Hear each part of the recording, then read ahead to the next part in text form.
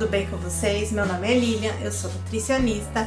Estou mais um dia para falar sobre um assunto que é um assunto que é muito comentado. A maioria das pessoas, ou aproximadamente 90% das pessoas que me procuram para atendimento tem o objetivo de perda de peso. E é um assunto que muitas pessoas se recorrem a isso. Mas antes de começar, só vamos dar uma explicada um pouco em relação à composição corporal. Nós temos basicamente 3 tipos de componentes no nosso organismo. O primeiro é água, nós somos formados em aproximadamente 70% de água. O segundo componente nós temos tecido adiposo. E o terceiro componente é a massa muscular, e aí envolve também o peso ósseo. Então, quando você vai à balança e verifica o seu peso, aquele peso está englobando esses 3 componentes: água, tecido adiposo e tecido muscular. E quando as pessoas elas emagrecem, elas querem emagrecer, qual que é o componente que ela quer perder? Normalmente é a gordura, é a massa de tecido adiposo. E aí, eu fico vendo que muitas pessoas se recorrem a alguns chás emagrecedores, chás para perder ou diminuir a barriga, chá de várias formas seca a barriga. E aí, o que eu fico pensando se nós temos 70% do nosso corpo de água, é muito mais fácil mobilizar água do que mobilizar outros componentes. Claro, músculo eu não quero diminuir. Mas e aí, para mobilizar gordura, eu preciso de quê? Suar bastante a camisa. E aí, esses chás emagrecedores, ele vem com a promessa de perda de peso, e essa promessa ela é real. Só que essa perda de peso não é perda de massa gorda, é perda de peso de água. Normalmente, basicamente, nós perdemos ou nós desidratamos. É isso que acontece. E claro, essa promessa ela não tem a informação completa. Olha, você vai perder peso, mas esse peso vai ser de água. E aí, pra gente emagrecer de fato, nós primeiro precisamos ter disciplina. Segundo, precisamos ter constância naquilo que é determinado pelo nutricionista. Terceiro, a gente precisa fazer atividade física, porque senão não perde peso.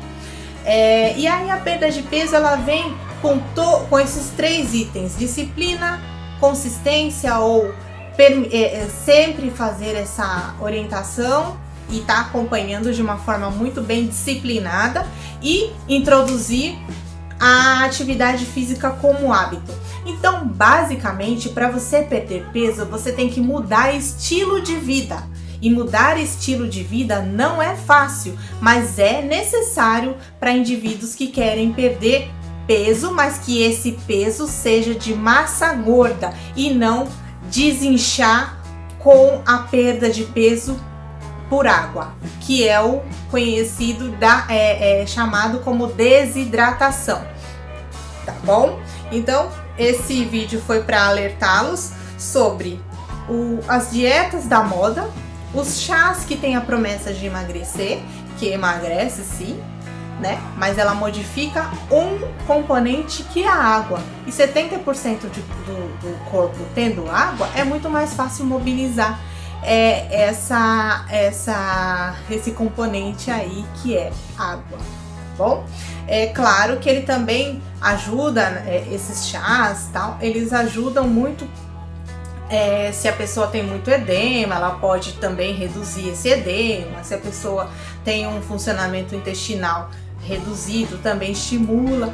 Mas se você quiser perder peso de forma consistente e que seja uma perda de peso que a gente leve aí pro resto da nossa vida, a gente precisa fazer mudanças de estilo de vida. E aí eu paro para pensar, para imaginar, por que hoje o número de obesos eles aumentaram tanto? Por que o número de pessoas sobrepeso também mudou tanto, né? Hoje as pessoas elas estão morando cada vez mais em apartamentos e não em casa. A mobilização está muito mais com o uso do carro, as pessoas não têm o hábito mais de caminhar ou de ir ao supermercado, à padaria a pé. Também as facilidades, né? Eu lembro quando começou a falar do uso daquele vidro elétrico no carro, só aquele movimento de maçaneta, a gente já gastava uma caloria e agora a gente não tem mais isso. O simples movimento de você se levantar e mudar o canal da televisão, hoje você também não tem, porque tem o controle remoto. Então, as nossas atividades, elas foram cada vez mais como se fosse robotizada, né? Ela tem muito mais facilidade. Hoje a gente liga para alguém trazer uma comida pra gente, esses aplicativos.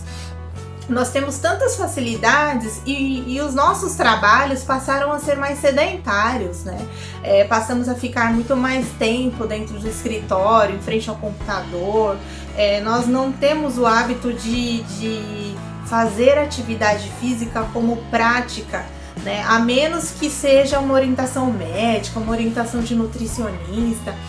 E, em contrapartida, né, a alimentação, ela passou também a ser uma alimentação muito mais industrializada. Não que a indústria ela tenha trazido coisas ruins pra gente, pra população em geral, mas a industrialização foi feita com que alguns alimentos tivessem uma alta densidade energética, né? Então, as pessoas consomem guloseimas, faz beliscas no meio da tarde, consome alimentos ultraprocessados. E aí, claro, com a diminuição das nossas atividades físicas, né, como eu mencionei, com o controle remoto, com o vidro elétrico do carro, com as facilidades do nosso dia a dia, e aumentou a densidade energética, as pessoas passaram a comer com mais facilidade, né?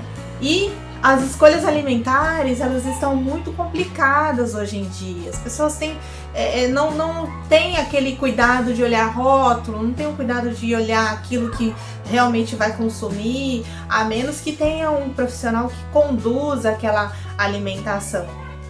E até as pessoas que fazem sim acompanhamento com nutricionista, até ela absorver exatamente aquilo que ela deve mudar, pôr em prática, imprimir mesmo na sua prática diária, fazer mudanças de estilo de vida, é muito complicado. É complicado, né? Às vezes a gente está sendo levado contra a maré. Quando no guia alimentar a gente consegue entender sobre o comer, né, como ato de necessidade fisiológica, como um ato de prazer também, como um ato que nós devemos fazer em companhia de outras pessoas e que nós devemos fazer na nossa casa ou no restaurante, mas com o uso de talheres, o advento dos fast foods fizeram com que os talheres fossem abolidos. Então a pessoa pode comer na própria embalagem, né? E isso daí tem facilitado porque a pessoa tá correndo, tá andando, tá trabalhando, mas ela come qualquer coisa, supre, acabou a fome, mas aquilo vai ter uma consequência, né? Que essa consequência, infelizmente, é a obesidade. E se a gente vai levando isso com muita persistência, a tendência é sim de ganho de peso. Quando a pessoa quer realmente perder peso, uma das coisas que ela tem que abrir mão é daquelas guloseimas, dos alimentos ultraprocessados e principalmente do açúcar simples.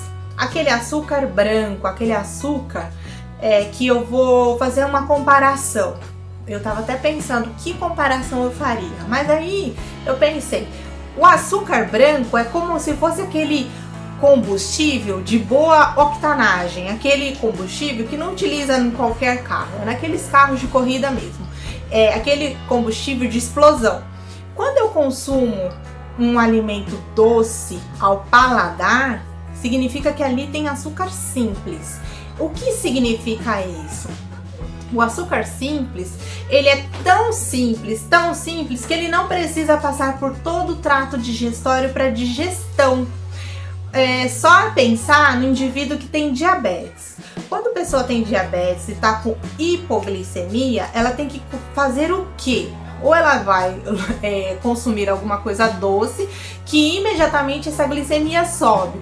E como que essa glicemia sobe imediatamente?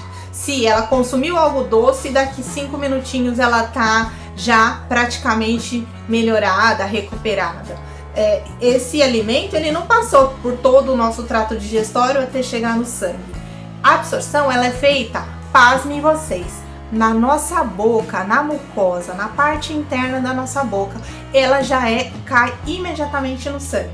Então, olha só que combustível poderoso que é a glicose. E quando a gente faz aquele consumo exagerado, em grande quantidade, e nós não gastamos, porque tem aquela coisa que agora eu sou sedentário, eu faço atividade física, aliás, eu faço minhas tarefas de trabalho sentado em frente ao computador, o que vai acontecer?